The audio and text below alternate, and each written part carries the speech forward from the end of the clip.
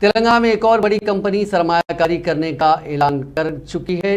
TCS माफ कीजिएगा TCL global, जो कि दुनिया की सबसे बड़ी कंज्यूमर इलेक्ट्रॉनिक्स मैन्युफैक्चरिंग कंपनी है, उसने तेलंगाना में सरमायाकारी के लिए अपना इरादा का इजहार किया है। सबसे पहले टीसीएल ग्लोबल 225 करोड़ रुपए की सरमायाकारी के साथ अपना यूनिट कायम करेगी। इससे रियासत में 500 अफराद को रोजगार के मौके मिलेंगे।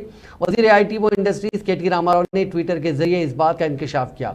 वजीर मौसूफ ने कहा कि मुझे टीसीएल ग्लोबल दुनिया की सबसे बड़ी कंज्यूमर इलेक्ट्रॉनिक्स मैन्युफैक्चरिंग कंपनी को रियासत तेलंगाना में मदऊ करते हुए बहुत खुशी हो रही है। इस कंपनी की जानिब से कायम किए जाने वाले नए इलेक्ट्रॉनिक्स मैन्युफैक्चरिंग यूनिट में वॉशिंग मशीनें तैयार की जाएंगी। कंपनी का मुस्तकबिल में फ्रिज तैयार करने का भी मंसूबा है। पहले टीसीएल ग्लोबल कंपनी 225 करोड़ रुपए से यूनिट शुरू करेगी। इससे रियासत के 500 नौजवानों को रोजगार के मौके मिलेंगे।